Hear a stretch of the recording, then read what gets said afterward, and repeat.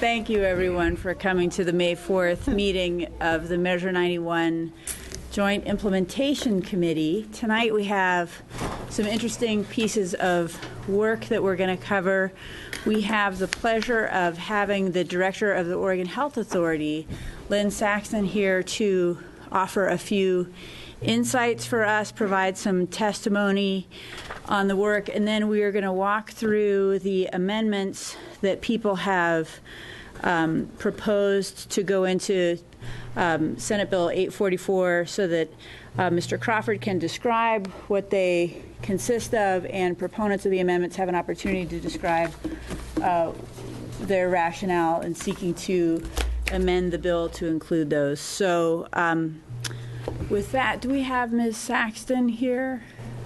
Yes, we do. Thank you so much. It would be wonderful if you could join us at the front, and we really appreciate your attendance. Sorry for the late start. We had a really long floor vote today, and it threw a lot of other things into a little disarray. But welcome. Thank you. Thank you for being here. If you could please state your name for the record and introduce your colleagues. Hello, Priscilla. Nice to see you. We look forward to hearing what you and your team have to say. Great. Thank you. Co-Chair Burdick, Co-Chair Lininger, and members of the committee, I'm Lynn Saxton, the Director of the Oregon Health Authority. I'm joined by Priscilla Lewis on my left, Deputy Director of the Public Health Division, and Steve Wagner, Administrator for the Center for Health Protection in our Public Health Division. We're here today to provide information on Senate Bill 844 and regulation of medical marijuana. The Oregon Health Authority supports the goals of Senate Bill 844, which works to ensure that the medical marijuana market is sensibly and responsibly regulated. OHA is committed to ensuring availability of safe medical marijuana products for those under a physician's recommendation. I also want to assure a level playing field for the emerging retail market so that small businesses can succeed. We've learned from other states that clear safeguards are needed so that medical marijuana does not become a source for an unregulated black market. As amended, this bill establishes a path towards this goal. However, this bill will not fully achieve its intended goals and will not allow OHA to efficiently and effectively identify diversion risks in the supply chain. This could put Oregon at risk of violation of the Cole Memo. What I'll talk to you about today will be in three parts: how OHA regulates medical marijuana today, how OHA will implement Senate Bill 844 as amended, and what additional steps are needed to assure the goals of Senate Bill 844 are realized. Let's start with how the Oregon Health Authority regulates medical marijuana today. We have our team provided a couple graphics because I think this is complex and it's best understood in these presentations. So let's start with the current application process. The Oregon Medical Marijuana Program is a state registry program within the Public Health Division of the Oregon Health Authority. Our role is to administer the Oregon Medical Marijuana Act, which was approved by Oregon voters in November 1998. Under the Act, Public Health is responsible for issuing medical marijuana cards to individuals who, according to a physician, have a qualifying medical condition that the use of medical marijuana may lessen or relieve the symptoms or effects of that condition. The conditions for which an individual can qualify for a medical marijuana card are specifically outlined in the Act and may be expanded upon by rule. Under current law, the Oregon Health Authority does not have the authority to evaluate the medical practices of physicians that recommend marijuana for their patients. However, OHA has clarified through rule that physicians treating 450 or more medical marijuana patients must provide evidence that they are the attending physician for a condition as required by statute. Current law also limits OHA's role with growers of medical marijuana. Once a patient receives a card from OHA, they may decide to grow for themselves or designate an individual 18 years or older to act as grower. Our only role is to conduct a criminal background check on all designated growers. We do not have any authority to inspect, regulate, or interact with medical marijuana growers or track the movement of marijuana products. In 2013, the legislature adopted House Bill 3460, sponsored by Representative Buckley and Senator Przanski, which required OHA to establish rules for the establishment of medical marijuana dispensaries in the state. At that time, an estimated 100 to 300 dispensaries were operating illegally statewide. The intent of the legislation was to reduce black market diversion, establish patient safety standards, and comply with the federal guidelines regarding marijuana enforcement enumerated in the Cole Memo. OHA is required to inspect dispensaries annually to ensure compliance with the law. Program staff may also visit dispensaries at any time and assess compliance. Inspections are unannounced. Authority granted to OHA allows us to require that products leave dispensaries in child-resistant packaging that is not attractive to youth and carries a noticeable warning. OHA also requires testing of products and labeling to identify THC and cannabinoid content and ensure that pesticides, molds, and mildew are not in the product. Because OHA has no authority over the laboratories, the program cannot currently assure the quality of the testing. And I think I'd just like to draw your attention to the second slide, which is the current state that I just described with a color code in the upper right-hand corner. The Oregon Health Authority recognizes the importance of the elements of Senate Bill 844 and is ready to implement them. These important components include a grow site registry, which creates a medical marijuana grow site registration system and allows the Oregon Health Authority to perform inspections at licensed grow sites, processing sites, and laboratories. A processing site registry creates a marijuana processing site registration system to track and regulate the processing of marijuana into products, concentrates, and extracts. Product tracking creates and maintains a database of information related to production of marijuana at a grow site, processing of marijuana at a processing site, and transfer of product throughout the distribution chain. Laboratory accreditation and licensing establishes a licensing and accreditation program for laboratories that conduct testing of recreational and medical marijuana items. Production limits, limiting the amount of marijuana in plants that can be produced at a given grow site. Packaging standards, again, provides us with the responsibility for rules that define standards for packaging and labeling of all marijuana items.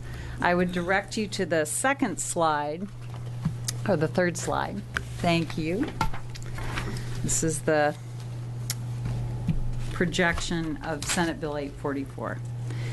The Oregon Health Authority welcomes having an expanded role in the public health regulation of medical marijuana from the grow site to retail.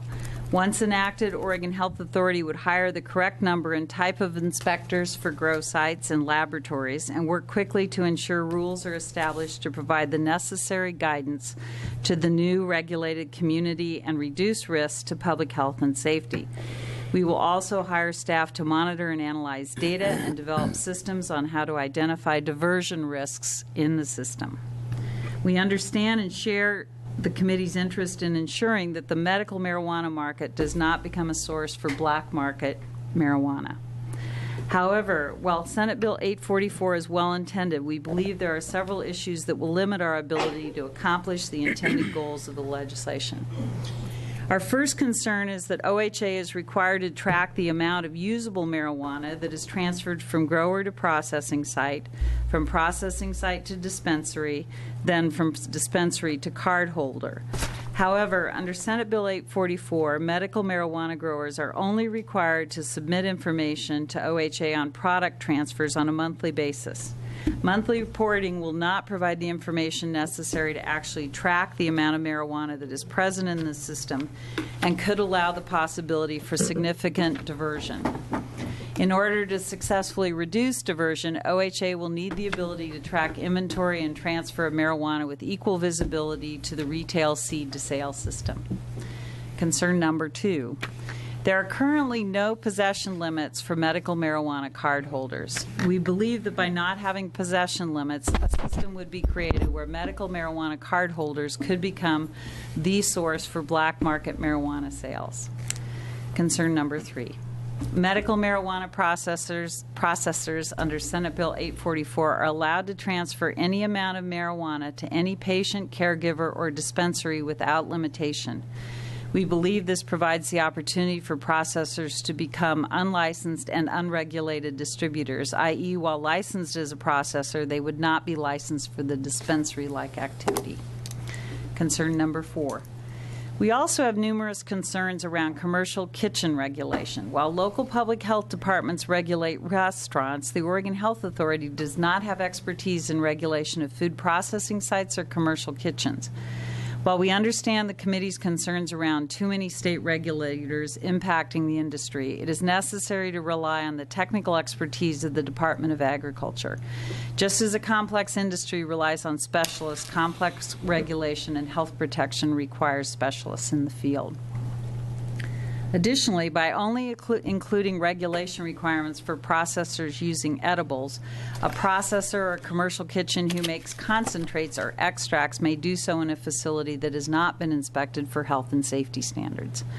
Our overall concern is that we risk creating separate and unequal regulatory systems with an expectation of equivalent oversight and similar outcomes.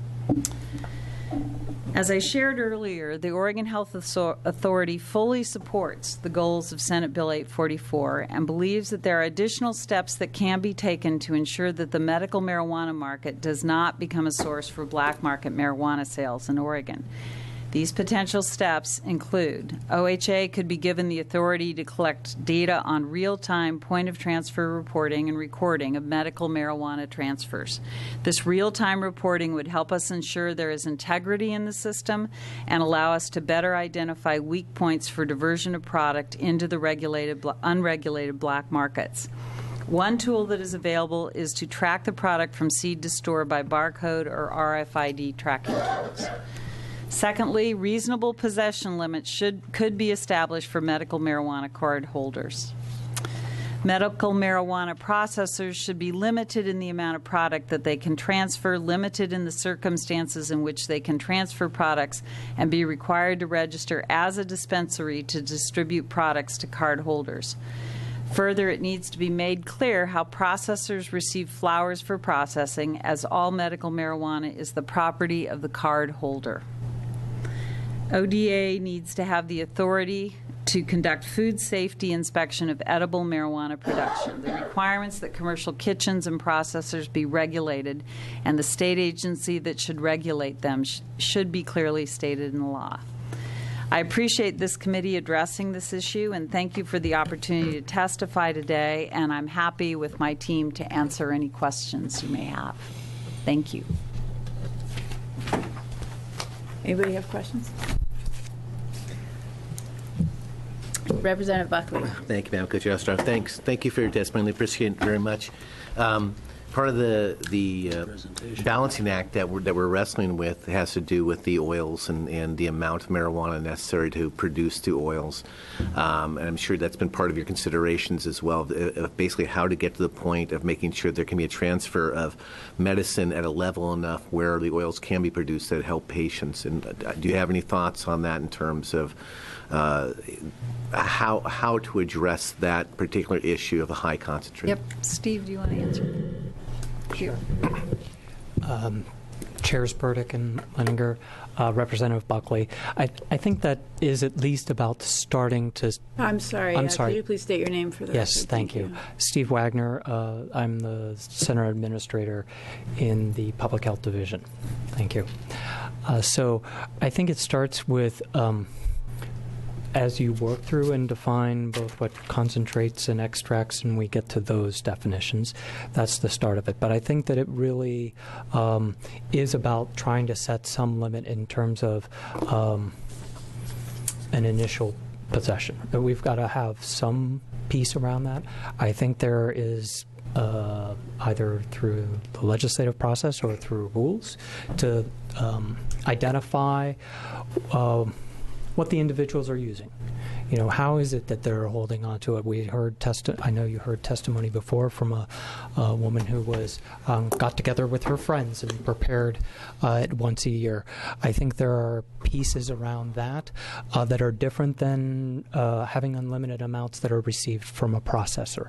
And so that's kind of some of this place and manner that maybe we can define, that if you're an individual that is creating extract, and I'm sorry, I'm maybe using words that are going to have a different definition depending on how you come with the legislation. But if you're creating a liquid that has THC in it, that there are going to be differences in the amount that you would probably want to allow a patient who is producing that themselves, rather than the amount that they could receive from a processor for whatever purpose. Okay, thank you. So I have Senator Cruz and then Representative Olson, please. Thank you, Madam Chair. A couple questions. Doesn't the health department inspect restaurants? Yes. Yes, we do. Okay, which is my confusion, why you still want Department of Ag to do inspections when it's, because the difference between the facility is a very minor one, where it falls under Ag and where it falls under the health department. Thank you, co-chairs Lininger and Burdick. Senator Cruz, when I asked my team the same question, and there are degrees, we regulate restaurants, but commercial kitchens have been of particular concern, particularly in putting together pharmaceutical kind of operations. It's a different scale. We could build the capacity to do that, but it's already situated in the Department of Ag, and we propose this route as faster, and the consolidated expertise is there now. We would have to build it. It's a different level of regulation than a restaurant.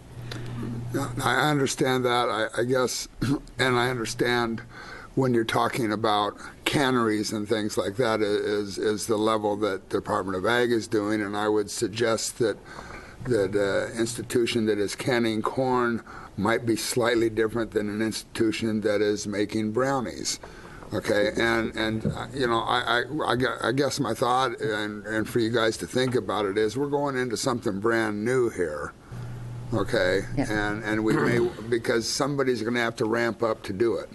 And I'm thinking, with all the other inspections going on in the health department, it might be nice to have it in one shop. So just a thought to think about. Thank you. My other question, if I could, Madam Chair, is, nobody's talked about caregivers, which is also an unlimited universe in this, because, have you guys given any thought to that? Because that's where these co-op thingies are coming from, which is another probably uncontrollable element in the medical marijuana program. Senator Cruz, co-chairs. Yeah, I think that's... So it is very unenviable, the task that you have, because I know you're trying very hard to preserve the way in which this works for patients within this context, yet prevent the opportunity to take advantage of the system and divert it into a black or gray market. I think it's also challenging to think about it in the context where it is an individual providing for their grandmother or otherwise. And so I would suggest that the limits may be related to how many individuals you're a caregiver for, because that gets at really the scope of the problem. And so that maybe where tracking is required of the distribution of that, so that if a single caregiver is helping to provide a great quantity of marijuana, then we would have some tracking and transparency on that. Whether, as opposed to if we're talking about a son that's providing the marijuana to his mother, I really do not want to create an onus on the tracking of that individual amount. Thank you. Representative Olson. Thank you, Madam Chair. So just kind of, I'm intrigued with this line of questioning, Steve. So I just kind of want to clarify a little bit more, getting back to the concentrates. So you believe that there should be a limit? Representative Olson, co-chairs, yes, I think there needs to be a limit in terms of the amount that can be possessed at one time. Follow up. Do you have kind of a ballpark where you're thinking? Because right now, what we passed a couple years ago, House Bill 3460 set the pace at 1.5 pounds of concentrate.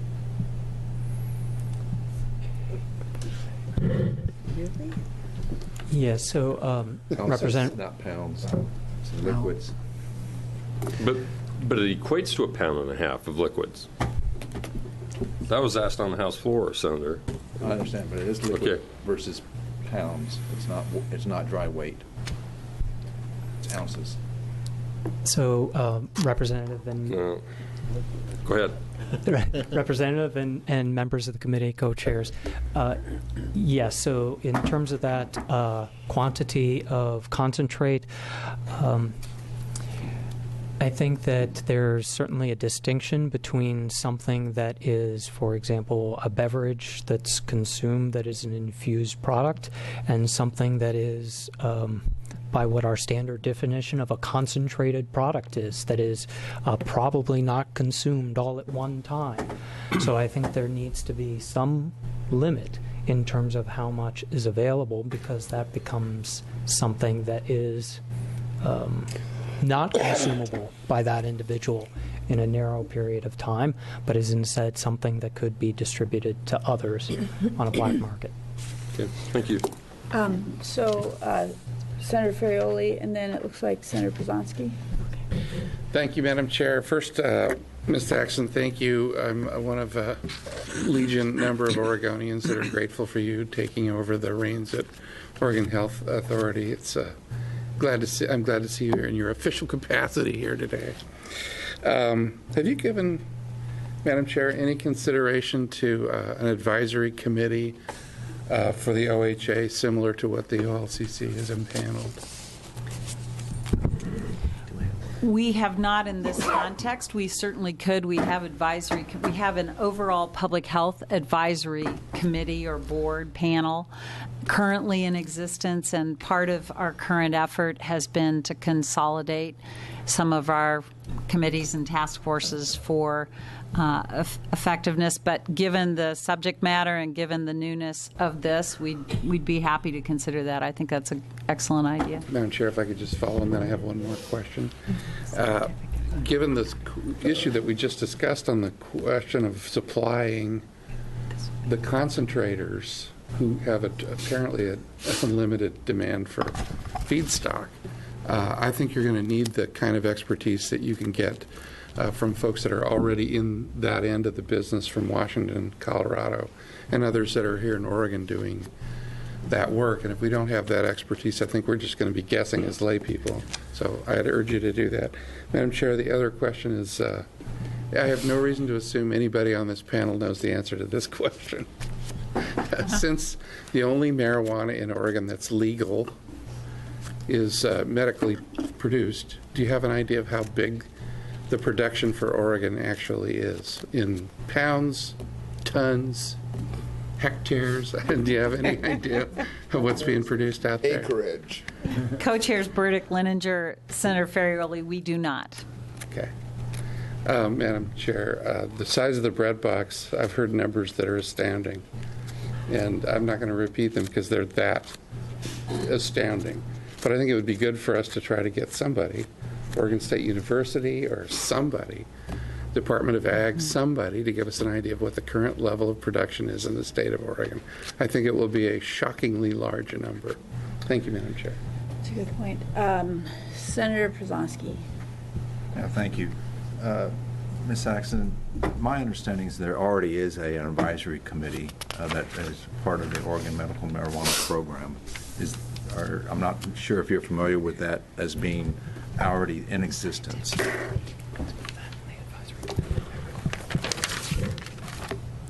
Co-chairs Lininger and Burdick, Senator Przanski, there is a scientific advisory committee currently, and there is a medical marijuana advisory committee, but they are crafted under the existing framework. And the scientific advisory committee actually met today and continues to meet. I had understood Senator Ferrioli's focus to be slightly different, but we do have those two covered. The existing committee, I don't know, Priscilla, if we know that other committee, whether it is fully populated at this point. The scientific advisory? The other committee he's referring to. It is. Okay. And Steve could speak to that because they're very active and have been since the... I guess what I want to make certain is when you're reading Measure 91, multiple times it says that the OMP or the OMMA is not to be impacted by the passage of 91. So we already have in place an advisory committee that's part of that program. And I'm hoping that the agency is not looking at, let's say, doing away with it instead of using them as their expertise and moving forward with whatever modifications we might make with the current OMMP.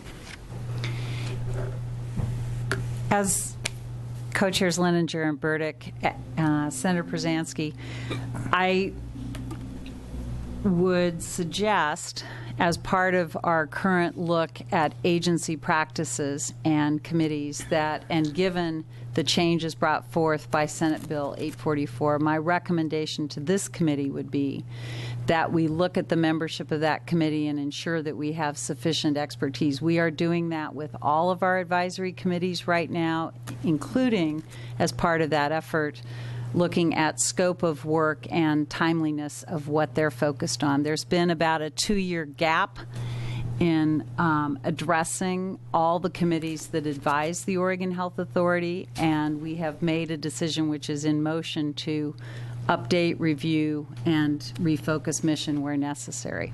So I concur with you, but I would still want to reserve the right to incorporate this committee, like our other committees, in that review, which has not been taken on for several years.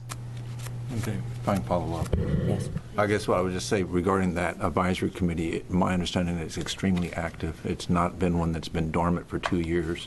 I think in all reality that they have been, and they've been wanting to continue their participation. So I'm glad that you're willing to look at that, and hopefully we're not going to throw the baby out with the bathwater in this situation. If I could follow up with Steve.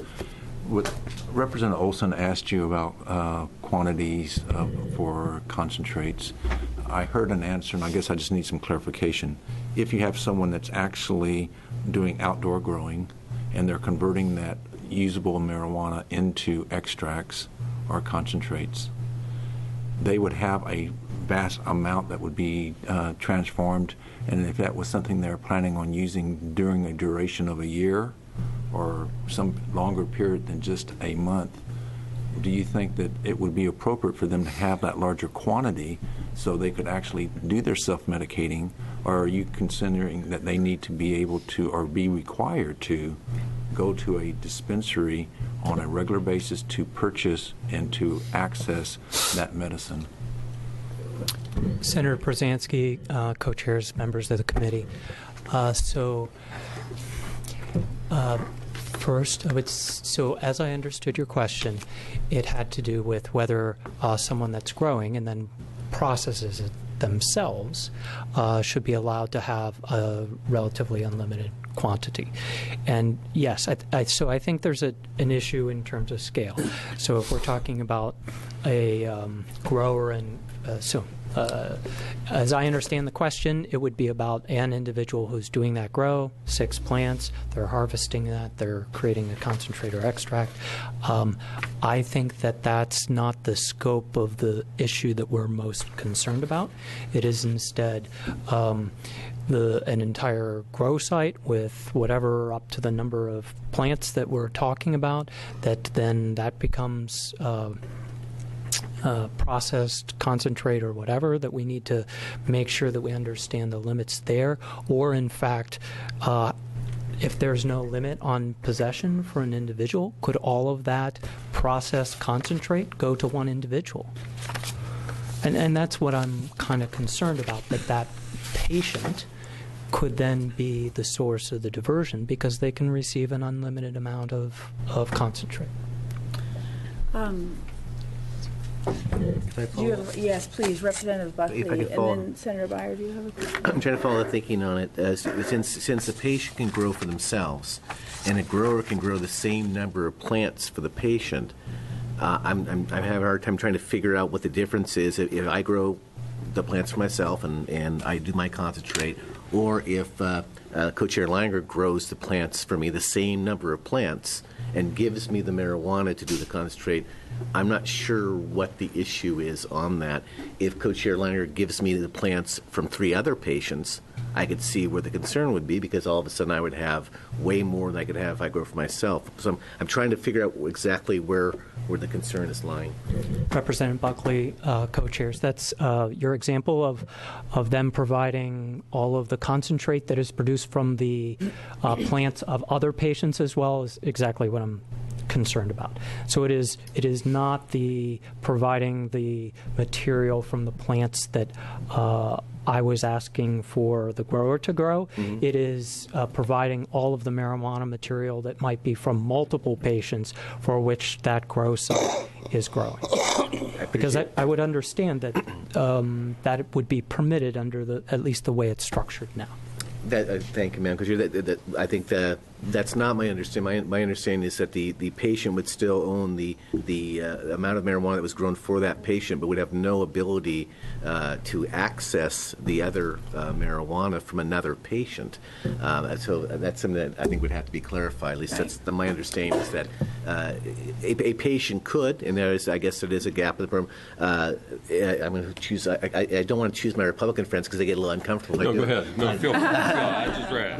But if Representative Helm was a fellow patient, because patients can give each other marijuana, Chair Leninger apparently could give Representative Helm his marijuana, give me the marijuana that's grown for me, and Representative Helm could give me more marijuana. And that is how the system is right now. But as I understand it, unless Representative Helm told Chair Leninger, go ahead and give Buckley all my marijuana, she could not do that under the law as it exists and as we're contemplating. Just want to clarify that. And I do appreciate your generosity, Representative Helm. So, I have a question, actually, and thank you for being here, and thank you for being here early in your tenure, and you've walked into a very full docket, and Ms. Lewis, too, my recollection is that you're somewhat new, but I know that you're tremendously capable and effective from other work that we've had a chance to do together in the past, so it's all on you, Steve. No, I'm kidding. But what I was going to ask, actually, recognizing that we're all in this together, trying to create a workable system that's safe for patients and safe for the community, and good for small and large businesses too. Mr. Burns had been a very high capacity staff person working on marijuana programs for OHA, and then he transitioned away from OHA. I'm wondering if you can help describe what the staffing is currently for marijuana programs at OHA, and if you envision making adjustments, because this is a significant, sector. Chairs and members of the committee. So currently, right now, the program is somewhat separate. So right now, you have what's the CARD program, the registry program for patients, growers, caregivers, and that is a little south of 30 staff. Most of that's about processing all the processing of the documentation that comes in, a little bit of the maintenance of the database. As well, then, we have the dispensary program, which is out there, so doing the license and inspection,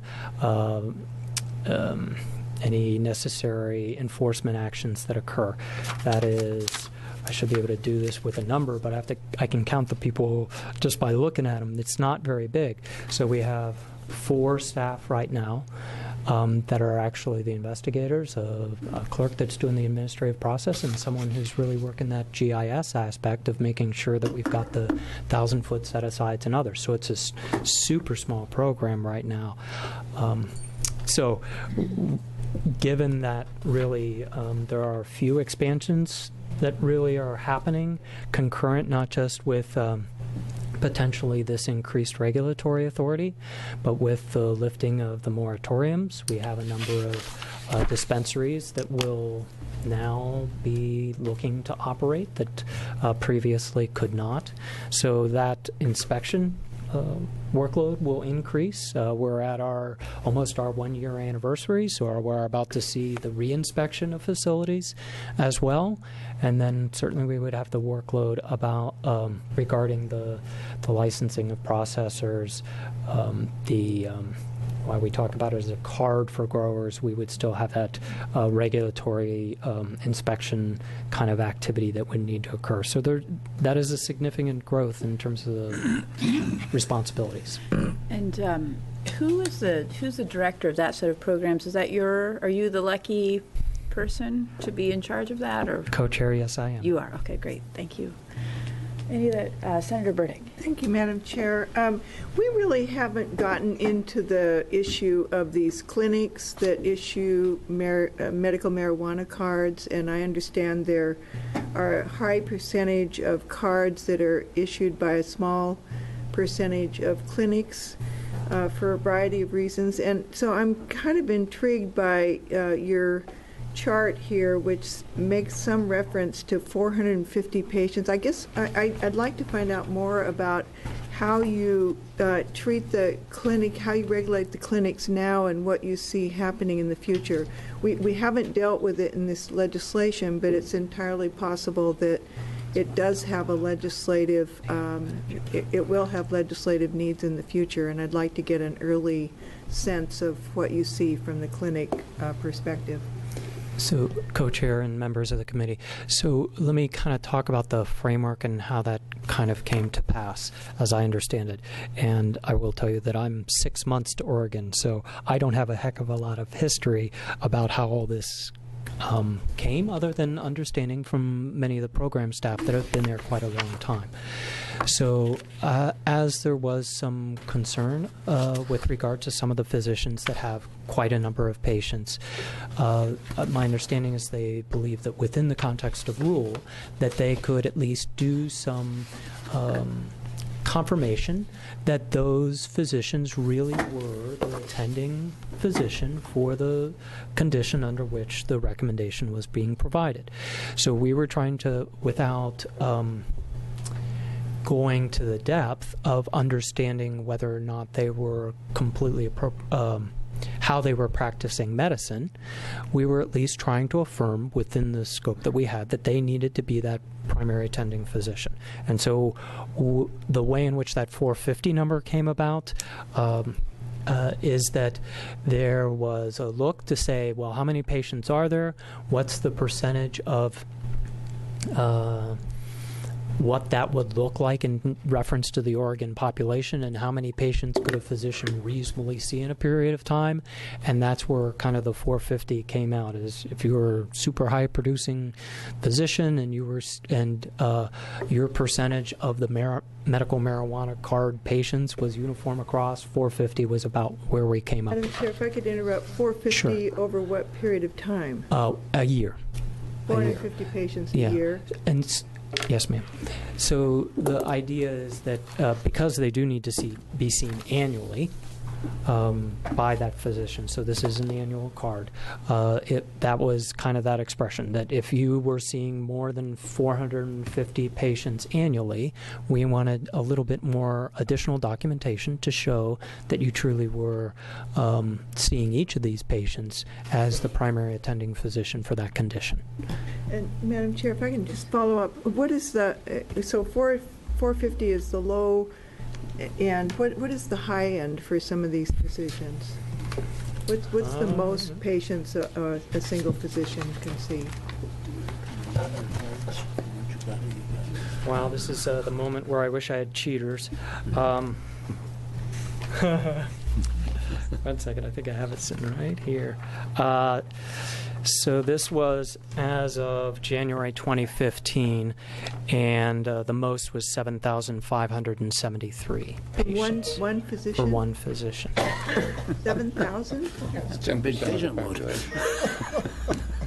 Yes. Okay. No problem there. When you come across a physician with 7,000 patients, what do you do about that?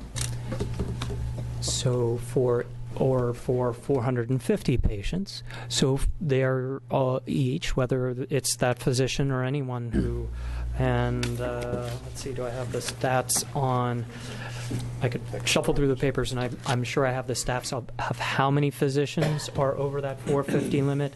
But for every one of them that are over that 450 limit, with that, we need, with that application from that patient, the additional documentation that shows that that physician really is seeing them for the primary condition that they're getting the recommendation for. And I can provide that form that shows what we're asking. It's a way of getting some level of assurance that they really are, going through, getting a history and physical, and seeing that patient. And Madam Chair? Please, and then Senator Byer. If you find out that they are not doing that service, what are your options in terms of that physician? For example, if you find out that they're really not a primary caregiver, they are just issuing cards, then what options? And has that happened? Co-chair, I would have to go back and be sure. I wouldn't want to tell you I wouldn't want to tell you that we actually have seen that. So I'm not going to say any more about that. But yes, our authority would extend only to denying the card to that patient. It would have nothing to do with regard to the physician. I will tell you that the names of these physicians have actually been made public a number of times in news media. It has been asked for, and as well as the report that we have on all of the physicians that are over 450 has been communicated with the licensing board as well. Senator Byer. Thank you, Madam Chair. Does the 455, is that just new prescription, or does that include annual renewals? Senator Breyer, members of the committee co-chairs. So that is, everyone's required to annually renew, and so it is each time that they do that, then they are required to. So that 455 could include renewals then? Yes, sir. It's a rolling number. So it's a rolling number. It's not an additive number? Nope. Okay. Okay. Has anyone got any additional questions for the panel at this time? Pretty big caseload. Senator Farrelly. Just a question that's sort of the moratorium that was in place for dispensaries expired. I think it was the 1st. Have you seen a flood of new applications for dispensaries, medical dispensaries? I think 140 cities took advantage of the moratorium. Senator Farrelly, chairs and members of the committee, we've actually have not seen a flood as much as a continuing increase over this year period. And so let me also provide one other thing. So we took license applications, whether there was a moratorium or not, and we processed those. It was so we moved through those because it's still up to whether they can operate or not. They can have a license from us. They may not be able to operate because of the moratorium. So when that moratorium lifted, their licenses could become valid. So maybe that's part of the reason we did not necessarily see a flood of applications. May is still young, so I don't know what will happen, but we have seen a general rise, and I could get you the statistics on that. Please. Thank you, Madam Chair. Okay, Madam Chair, yes, ma'am. for someone who is applying for one of these licenses, how much cost is there to the applicant in this process? So they apply for the license, and you go through the whole licensing process, and I presume you give them the license contingent on the moratorium being lifted. How does that work? Yes, Senator Burdick, co-chairs and members of the committee. So the license, I think strictly speaking, we talk about it. $500 is the application fee and $3,500 for the license fee. The distinction's important because if we find out, for example, that they are within 1,000 feet of a school or a facility, then we refund $3,500 of it and keep the $500 as part of that application fee because we've done a lot of processing to get there. But it's so. To directly answer your question, $4,000. So they will move through that process, and unfortunately, most of the reason anybody usually doesn't get a license is they weren't complete, and we work through with them to try and get their application complete. But there are also, as you know, background check requirements, and there are sometimes instances in which they simply cannot be licensed because they can't meet the criteria. But certainly the most prominent one is they're within 1,000 feet of a school or within 1,000 feet of an existing already licensed dispensary. Okay. So looks like we have exhausted our questions for the moment, but you've provided us with a lot of food for thought, and we will in a range of scenarios surely be talking more. So thank you very much for being here today. Thank you. So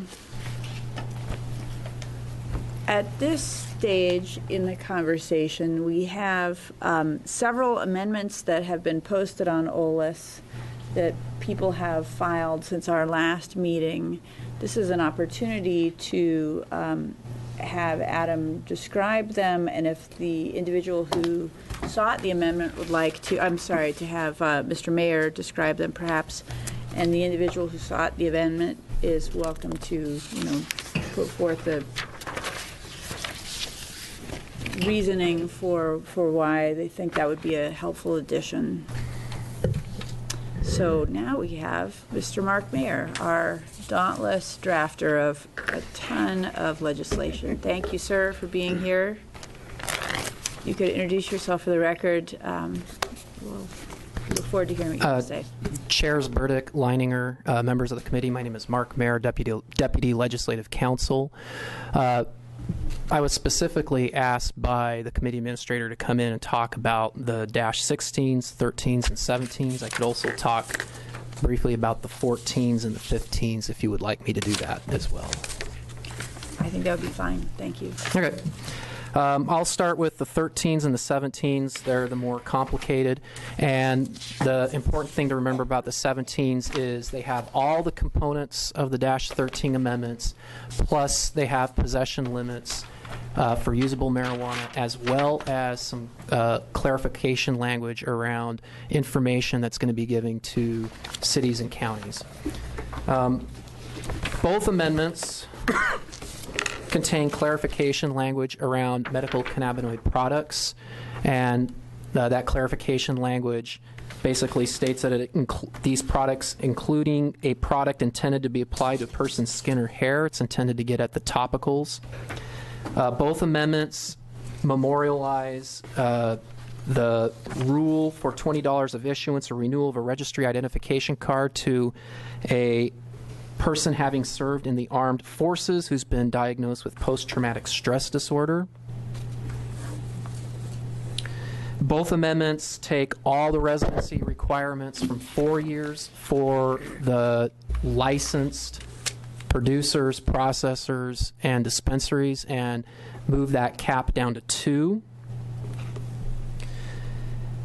Both amendments close up the issue with the opt-date that we discussed the last time I testified before the committee, where before we were trying to create the grandfather limit on a specific date, and with some good feedback from DOJ, instead of making it hinge on the operative date, we were able to make it hinge on the plant count on the date that the grandfather is supposed to take effect, which will be December 31st, 2014. And that's for both the urban residential and the non-urban residential grows. So for both the 24 and 96 plant caps. The first difference is excuse me. The first difference is that we now have limits for usable marijuana in the -17s. Those are on page 2 of that amendment. For patients and caregivers, we created the same cap that is in current law, 24 ounces of usable marijuana. For persons who are designated by a registry identification card holder, meaning not home grows where persons are growing for themselves, but for people who are designated by multiple patients to grow for them, we have created a higher plant cap. It is the amount of usable, they may keep all usable marijuana that they harvest so long as it is the same amount that they report to the Oregon Health Authority underneath the tracking light system, except that it cannot be in excess of, for an outdoor grow site, 9 pounds per plant, for an indoor grow site, 3 pounds per plant. That's the first difference between the two amendments. Section 15 of both amendments, one begins at the top of page 2, one at the bottom of page 2 in the -17s. It is largely the same language, except we have included wherever law enforcement can receive information, we've included also a reference to counties and cities, so they too can receive information from OHA underneath the same circumstances in the -17s. That is not in the -13s. And then I think that the final difference between the two, and the last thing I would like to point out on page 4 of the -17s, if disciplinary action is taken against one of the licensed producers, processors, or dispensaries, then OHA it's mandatory that OHA reports that to law enforcement. Those are the -13s and 17s. Any questions? Yeah, that's a good idea. Any questions on these? Yes, sir. Thank you, ma'am. Just a comment on the, I had asked to be included on the, for proof of having served in the armed forces of the United States and having been diagnosed with post-traumatic stress disorder. This had come up earlier from a veteran who told me that he was very grateful that the PTSD was added to the list of ailments that could be treated by medical marijuana, but when he went to apply, the type of paperwork that he had he got kind of snaggled in bureaucratic. So I'm just trying with this amendment to say, if there's documentation from the military of any kind, it doesn't have to be a specific form, then that veteran qualifies under this provision. That's right. I would also add that the decision to go from 4 years to 2 years for the residency requirement would bring the proposed residency requirement into alignment with the way it works in Colorado, and make it clear that the residency requirement is intended to fit with our obligations under the Cole memo, namely that folks who are engaged in the industry here be intending to engage here and not potentially redirecting product to other markets in other states. Yes, sir. One other question. I'm not sure whose amendment this is, but on page 2, the lines 18 through 21, the limits on the possession after a harvest, the question that comes to my mind is if the harvest comes in and the patient is given their share of the marijuana, then this would mean that the grower is automatically breaking the law if they had a harvest larger than resulting in 9 pounds for mature marijuana plant outdoors, or 3 pounds. I'm not sure what they're supposed to do with that excess marijuana. Are they supposed to? I'm just not quite sure what they're supposed to do with it, because they will be breaking the law as soon as they harvest, as I understand this. Yeah, Madam Chair, maybe I could address that. This came out of a concern from the Department of Justice about compliance with the Cole Memorandum, that if you didn't have some kind of sideboards around the possession, our intention was to match the possession with the capability of the plants, so Okay. that you don't have people automatically out of compliance the minute they harvest their plants. Right. So that is the fundamental part of this provision. They have to match. Your tracking has to match what you actually have there for plant-wise.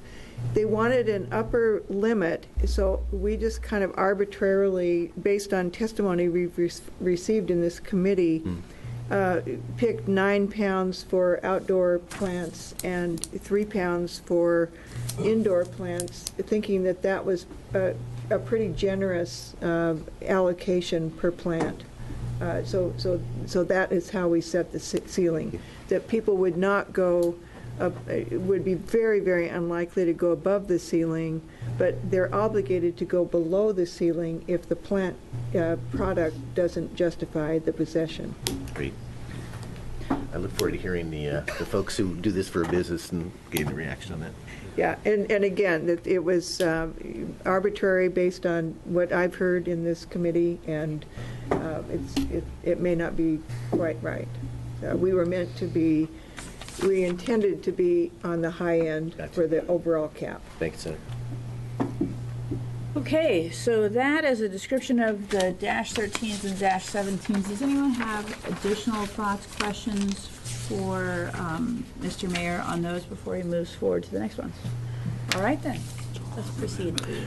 The remaining three, Chair Leininger, Chair Burdick, the remaining 3 amendments are fairly simple. The -16s basically allow the governing body of a city or county to adopt ordinances that prohibit the establishment of one of the dispensaries or processing sites, not grow sites, in the area subject to the jurisdiction of the city or county.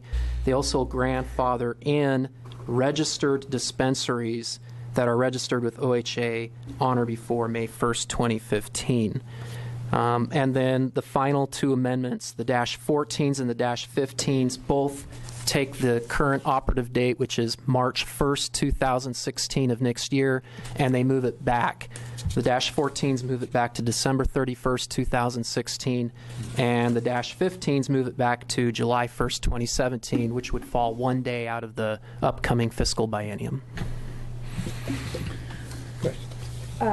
Yes, Senator Ferrioli, Senator, yeah. Go ahead. Thank you. Mark, the question that occurs to me is, we heard the previous panel discuss their ongoing effort to process dispensary applications.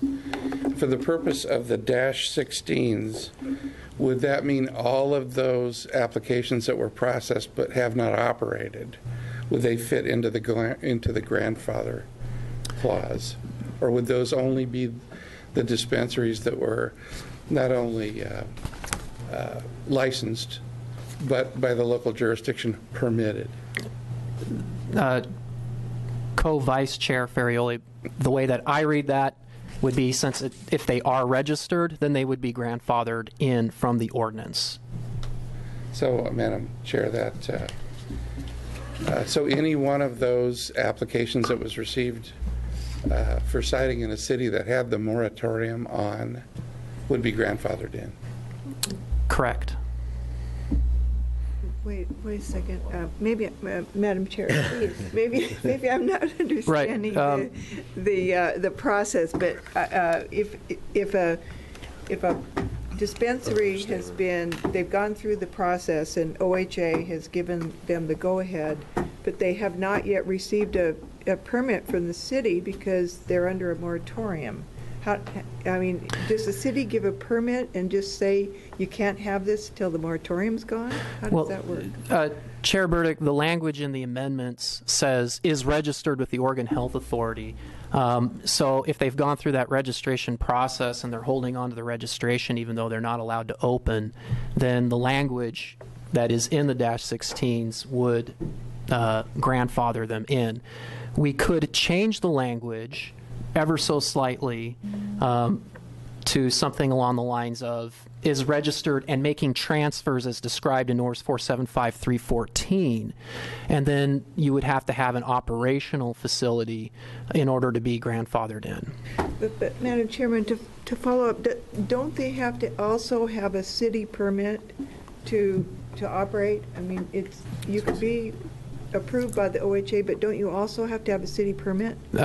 Correct. My understanding of the testimony that I heard from Mr. Wagner, he might be able to come up and give his own take on this amendment. But my understanding is that there are people who are currently licensed or registered but not operational, which I was unaware of when we actually drafted the amendment. So was I. I had this amendment drafted as a discussion piece, but the intent was clearly people who had made an investment were cited and cited or had been permitted by the city. In other words, the city had said, we don't want the moratorium, you're permitted, so that they wouldn't basically engage in a takings if the county decided, or the county or city decided to take away the authority, that they would not get into the position of doing a taking. Chair Burdick, I think with some minor tweaking of the language, we can get to that intent quite easily. Representative Buckley. Yeah, thank you. I just want to, on the 14s and the 15s, I think they are in terms of the date, and I know this is an issue we have to wrestle with. What was driving me a little crazy driving home last week and then driving back this morning is trying to figure out how the 91 system is going to go into operation. If the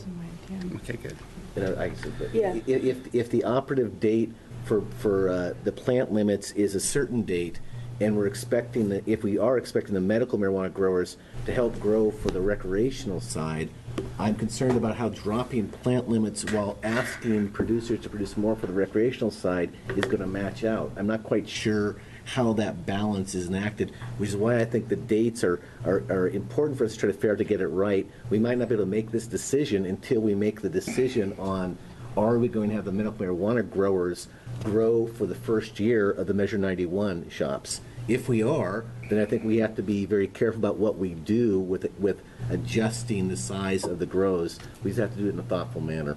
So these are not my amendments, but I support having these amendments for discussion because I want to make sure we don't inadvertently shut off the supply of the marijuana that we're expecting to fund to actually serve the first year of the recreational market, if that's the decision we decide to make as a committee. Mm-hmm. Mm-hmm. Senator Pazanski. Yeah, thank you. The dash 14s and 15s were ones I requested to be drafted. This came from more discussions after we had the dash 6s in place with the March 1, 2016 date. It came pretty apparent to me that there are a number of patients who are very concerned right now as to how the transition is going to go forward, as to whether or not their grower, if they have someone growing for them, is going to continue in the medical program. And I think all of us, the dais, have said that we want to ensure that medical patients are not adversely affected. So these two dates actually represent times further in the process of when we expect or anticipate the recreational side to be up and running and the retail actually operating.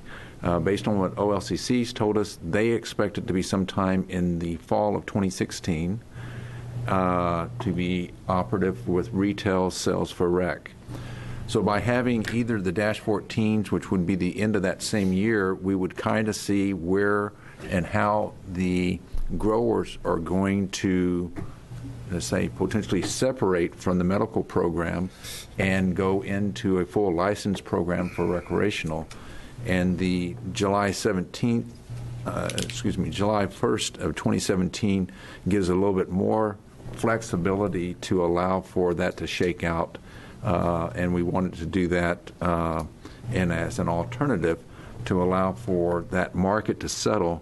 And then this will give patients, the key here is for the patients to be able to realign with a different grower if their grower leaves the medical program to go into the retail.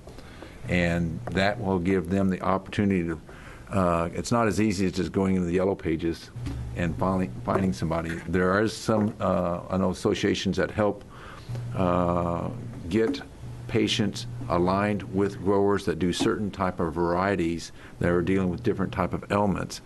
The question is what's going to be enough time to allow those patients to be able to be reconnected with a grower who's staying in the medical program or goes into the medical program, as compared to being kind of out on a limb without having, as Representative Buckley said, access to that medicine that they had had previously.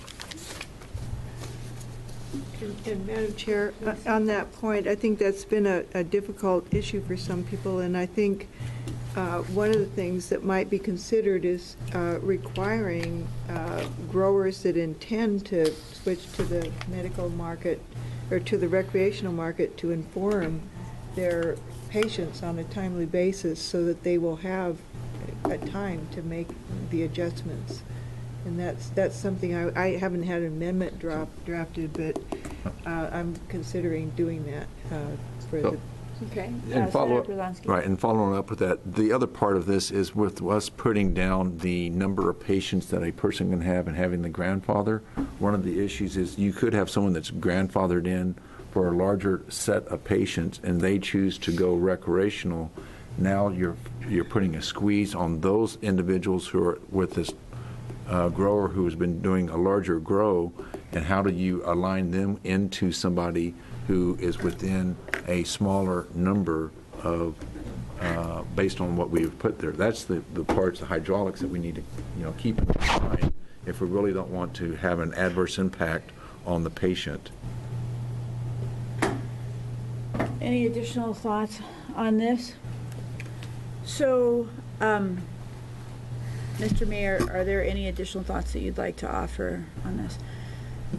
So where we are is that we've heard from the director of the Oregon Health Authority. We have heard brief descriptions of amendments that have been proposed to date, and we are hoping to have a bill quite soon that incorporates the greatest hits, the best thinking of this group in a way that enables the maximum number of members of the group to be supportive. So, there's a lot of thinking and work to be done, but hopefully we'll get it done in the very near term. And with that, Madam Co-Chair, would you like to make any announcements about our next meeting? I think you covered it all. We have a work session scheduled for Wednesday. Stay tuned. The meeting will or will not take place. All right, then. And with that, the meeting is adjourned. Thanks. That pretty much